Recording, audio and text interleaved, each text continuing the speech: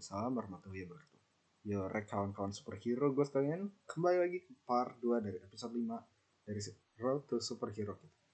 Oke, sorry kalau di situ tulisan ini episode 4 ya, belum gue edit itu. Jadi kita kembali ke episode 5 part 2 dari laporan kegiatan kita.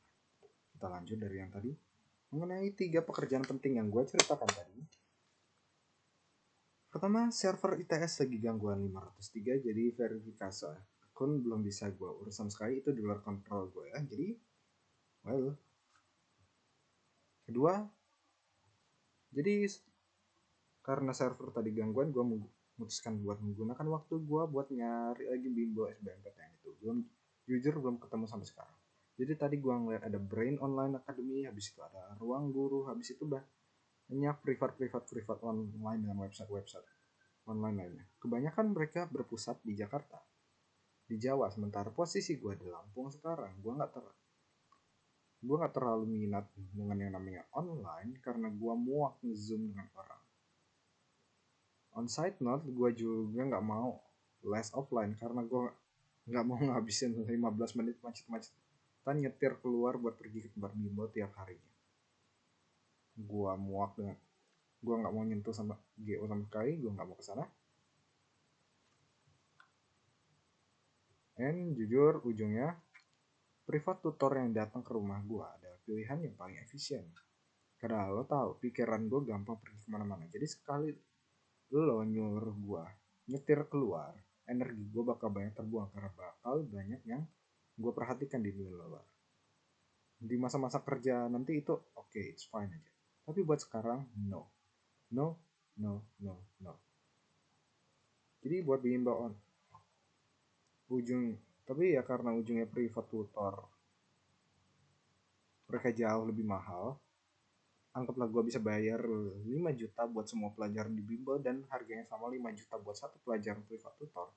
Jadi ujungnya bayar bimbel masih lebih efisien daripada bayar privat tutor yang cuma satu orang. Jadi ujungnya pilihan gue jatuh ya balik bimbel online. Karena nggak bisa privat tutor, ujungnya bimbel online, and gue mempertimbangkan Brain Academy. Tapi ya gue selalu ngerasa salah kalau gue cuman ngambil pilihan yang paling populer. Kayak contohnya kak, kalau lo pengen makan ayam Kentucky, gue nggak usah salah gitu kalau lo cuman oke, itu nggak bisa dipakai buat contoh sebenarnya.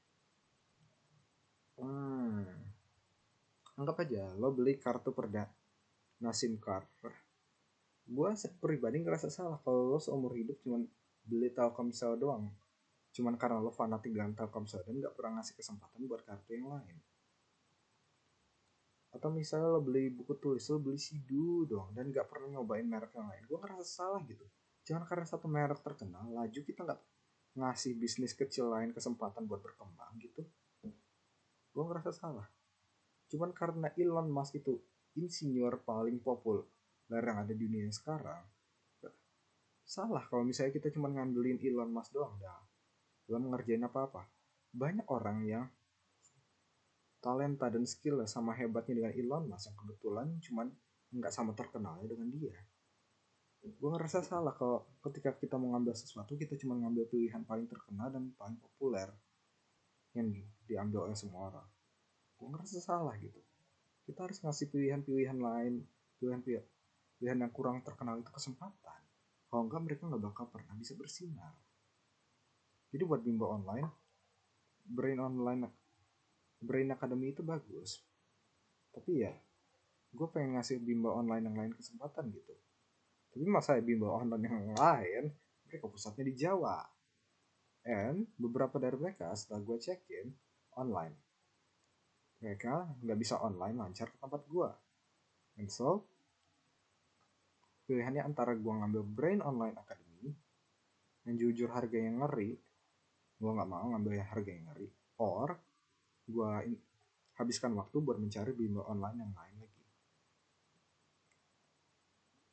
Oke, kenapa repot-repot bimbel online? Kenapa lo nggak belajar sendiri? Belajar sendiri itu disaster, musibah,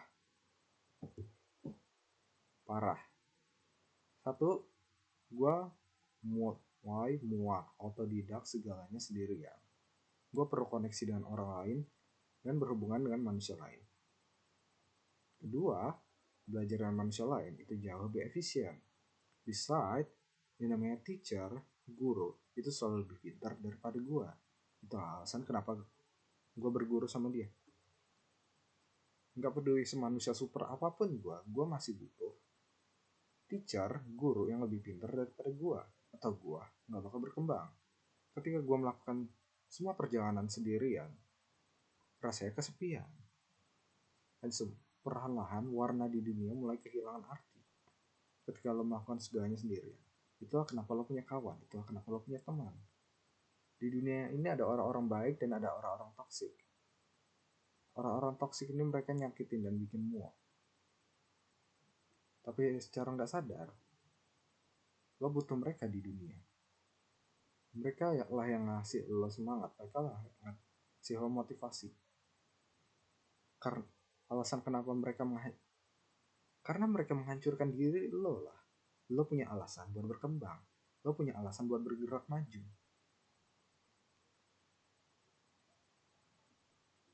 Ketika semua orang yang lo kenal mensupport lo 100% dan gak ada yang toxic sama sekali, dunia terasa terlalu pure, kayak semuanya cuma satu warna, kurang ada drama, dan dari situ kurang ada excitement dan kurang ada keasikan.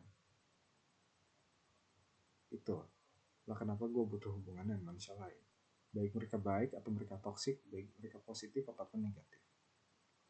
Yang kita lakukan di sini, tujuan itu superhero, adalah mengembangkan skill kualitas jiwa di mana kita bisa ngadepin orang-orang negatif tanpa diri kita menjadi negatif. Skill di mana kita bisa ngadepin orang-orang toksik tanpa terpengaruh oleh toxic racun mereka. Juga persiapan jadwal dan mental. Gue rasa apa yang barusan gue jelasin panjang lebar itu udah bisa mengcover sekitar 65% sampai 75% dari persiapan mental yang kita butuhkan. Jadi tadi ya gue mutusin buat break dan menjelajah sebentar. Nggak sebentar sih, sebenarnya itu lah 10 menit bisa terasa kayak 10 hari buat gue. Jadi selama perjalanan meluncur di internet gue tadi, ya gue nemuin beberapa hal. Banyak hal. Kayak contohnya dia ada trainer personal grow yang baik benar. Tapi setiap 15 detik dia ngomong fa. Kata gue, lo ngajari kebaikan, ya omongan lo tahi gitu. Ya ujungnya gue jadi tahi juga kan. Tapi gue gak pernah.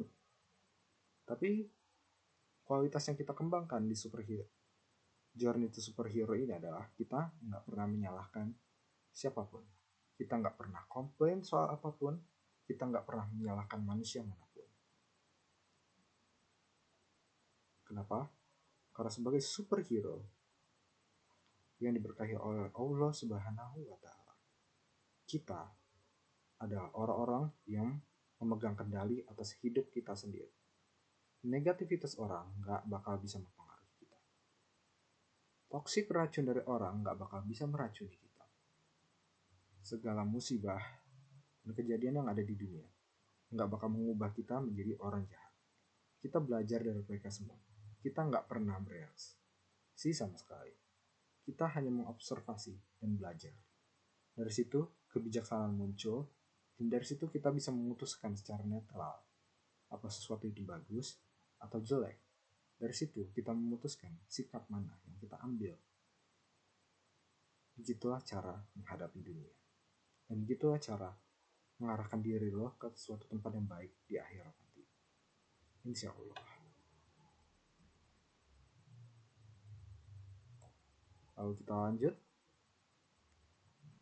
Kembali lagi ke bagian tujuan yang tadi. Gue pengen nge-review soal yang ini. Jadi gue tadi nonton beberapa video personal grow di internet. Lalu ya pikiran terjadi. Lalu kalau lo udah kenal gue selama berapa lama, berapa bulan mungkin, lo bakal tahu soal kalau gue, 3 tahun ke depan gue punya rencana buat masuk kuliah, habis itu belajar desain game. Nah, habis video game. Habis itu gue keluar dan membangun perusahaan bernama Superhero Nation. Gue udah memutus.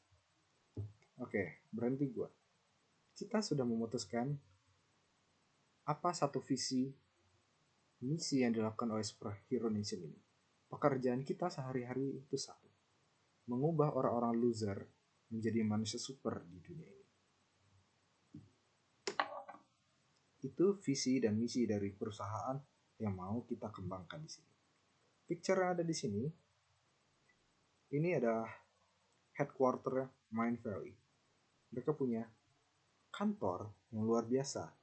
Dan ketika kita punya perusahaan kita sendiri dan kantor kita sendiri nanti, gambaran gua adalah kantor kita vibrant, cerah, dan berwarna seperti ini. Maksud gue lihat mereka meeting dan mereka duduk di atas sofa. Mereka meeting dan mereka duduk di atas sofa. Kenapa sofa? Karena sofa ini yang bakal maksimalin kreativitas mereka. Kayak mana bisa? Kalau dijelasin agak makan sekitar 3-4 menit. Jadi kita skip itu dulu buat sekarang. Jadi pokoknya tujuan kita adalah kita mau membangun perusahaan bernama Superhero Nation. Perusahaan ini punya tujuan satu, membantu umat manusia, mengembangkan kualitas umat manusia sendiri, dan mengembangkan kesadaran umat manusia. Mengubah manusia biasa yang tadinya payah dan lemah menjadi superhero. Setiap orang cupu dan setiap orang cemen yang di sana, kita Superhero Nation akan mengubah mereka menjadi manusia super, pahlawan super, dengan hati yang super, jiwa yang super, dan otak intelijen yang super. Dengan stamina super dan kesehatan super serta kualitas tubuh yang super.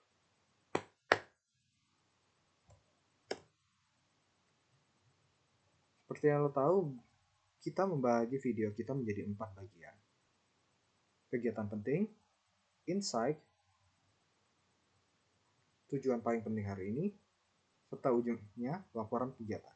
Gue mutusin buat nambahin satu bagian lagi. Keempat bagian dari video kita. Ini bagian kelima, yaitu misteri. Kenapa? Karena kehidupan gue pribadi lumayan misterius. Hal-hal misterius terjadi, kayak contohnya kemarin di hari akikahan, kenapa ada sabun bolong di kamar mandi. Kenapa ada sabun bolong di kamar mandi gue, itu sebuah misteri. Dan misteri lain ya, ketika gue menelusuri daftar subscribe di YouTube gue, I have no idea karena ada sebuah channel yang namanya Tech Otaku, di mana dia nge-review elektronik teknologi dengan nempelin stiker waifu di setiap videonya. Basically, sejak kapan gue subscribe channel kayak ginian? Kenapa channel kayak gini ada? Dan kenapa gue subscribe? Dan jujur kapan gue subscribe ke channel ini? Gue gak inget pernah subscribe ke channel bernama The Tech Otaku. Gue bahkan gak ingat pernah ngeliat thumbnail itu. Ini sebenarnya channel apaan?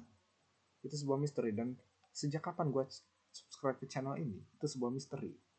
Ibu. And kita masuk ke laporan kegiatan gue.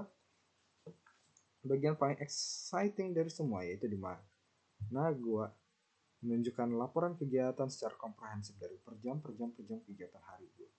Kita mulai dari jam 5 pagi, dimana gue masih tidur hari ini. Ya, kali ini lo bakal melihat bagian-bagian manusiawi dari diri gue, dimana gue ketiduran dan kelewatan sholat subuh. Ya, sebagai manusia super, gue juga punya bagian manusiawi. Habis itu, ya biasanya bapak gue bangunin gue, and kali ini alarm gue gak kedengeran, jadi gue surprise gitu lah ketika gue bangun dan ngelihat jam udah jam 7. Wow. Jam 8 ujungnya gue bangun. Habis itu gue pergi berjemur, mandi, makan, and kembali tidur lagi. Jam 9 sampai jam 11 gue masih tidur. Wow. Gue sendiri juga terpukau. Jam 11 sampai jam 12 gue masih tidur. And ketika udah jam 12 gue mendengar azan, lalu gue teringat, this is freaking Friday. Ini hari Jumat. Jadi belum mandi, Oke, gue udah makan ya. Tapi gue belum mandi, belum cuci muka, belum apa. Gue denger azan, oke, gue bangun pergi ke lemari pakai pakai baju sholat, pakai peci, bawa sejadah, and lanjut ke masjid. Ibu gue sendiri bahkan nggak tahu kalau gue belum mandi dan belum cuci muka. Gue kelihatan udah ready aja pergi sholat Jumat, padahal gue baru 5 menit bangun. Itu bahkan mungkin 5 menit, mungkin 2 menit. And therefore gue pergi sholat Jumat, and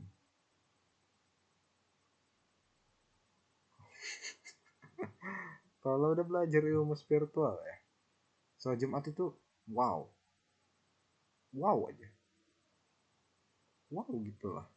Kayak salah satu aspek penting yang kita pelajari dari main kualitas superhero adalah jiwa spiritual lo sendiri. Spiritual itu kayak baterai. Kualitas baterai ini nentuin apakah mobil yang lo kendarain itu ngebut atau enggak.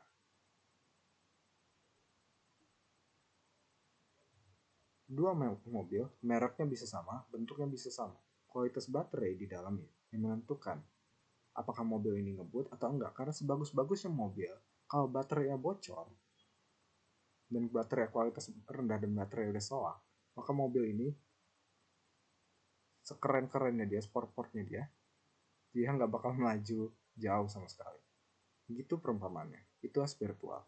Kalau lo mau gue menjelaskannya secara singkat. Habis selesai sholat Jumat, seperti biasa gue lanjutin kebiasaan gue, yaitu meditasi sekitar sejam di sana. Meditasi itu keren. Itu salah satu kualitas superhero yang kita kembangkan di sini. Habis itu gue kembali dan gue berniat buat mengerjakan 3 pekerjaan yang gue omongin sejak tadi. Tapi ujungnya sebuah ide muncul di kepala gue. Kita punya ide buat ngerjain ide materi video baru. Ayo kita kerjain. Gimana caranya ngubah hari Senin menjadi menyenangkan? Oke, kata gue, ini gak bakal makan waktu banyak, 20 menit. Oke, benar, rekamannya cuma sekitar 20 menit. Tapi ngedit thumbnailnya, karena gue memutuskan buat melakukan eksperimen, maka gue menghabiskan 4 jam ngebuat thumbnail. Padahal ngerekam videonya cuma 20 menit. Dari situ ya, waktu 4 jam gue selanjutnya gue gunakan buat ngerjain thumbnail vlog itu. Jam 3 sampai jam 5 gue masih ngerjain vlog. Jam 5 sampai jam 7 jujur gue masih. Jam 5 sampai jam 7 gue ngerjain materi yang gue tunjukin di thumbnail awal tadi. Lalu jam 7 sampai jam 6 maghrib gue masih ngerjain itu. Lewat dari itu gue memutuskan oke, ini selesai. Habis itu gue lanjut mengerjakan materi vlog dari rekaman yang lo lihat sekarang. Habis itu jam 7 sampai jam 9 rencananya gue mau nginstalin, bukan nginstal Windows, nginstalin Microsoft Word buat ibu gue yang belum gue install sejak kemarin. Tapi ya sekarang udah jam 9 malam dan kita udah punya janji. Gue harus tidur malam ini karena gue gak mau tidur jam 3 lagi. 5 menit, 10 menit dari sekarang gue harus tidur. Oke? Jadi itu part 2 kita yang simple dan singkat ini. Apa kesimpulan yang kita dapat dari semua kegiatan hari ini? Belum gue tulis karena mereka makan waktu banyak, jadi gue jelaskan aja. Kesimpulan.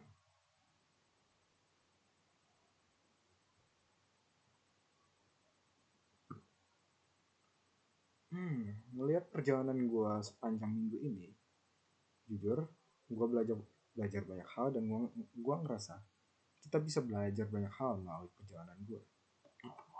Untuk fokusnya hari ini sendiri, satu, ide yang gue pikir bisa cuma ngerjain 20 menit, biasanya makan 4 jam ujungnya buat ngerjain. Jadi gue harus berhati-hati ketika gue bukan berhati-hati, gue harus awas ketika gue memutuskan buat mengeksekusi ide kreatif baru. Kedua, kontrol produktivitas dan kontrol waktu gue perlu gue tajemin lagi. Karena kalau gue bisa mengontrol waktu gue dan produktivitas gue sendiri, kegiatan vlog ini bakal jadi super simple, super efisien, yang gak bakal makan waktu 4 jam buat dikerjain, tapi 14 menit. Itu. Lalu ketiga, gue perlu manage emosional gue lagi. Karena gue masih punya banyak worry soal penilaian orang ke gue, Dan gue juga masih punya banyak kekhawatiran dan kecemasan soal bagaimana orang-orang menilai gue dan bagaimana keluarga gue menilai gue.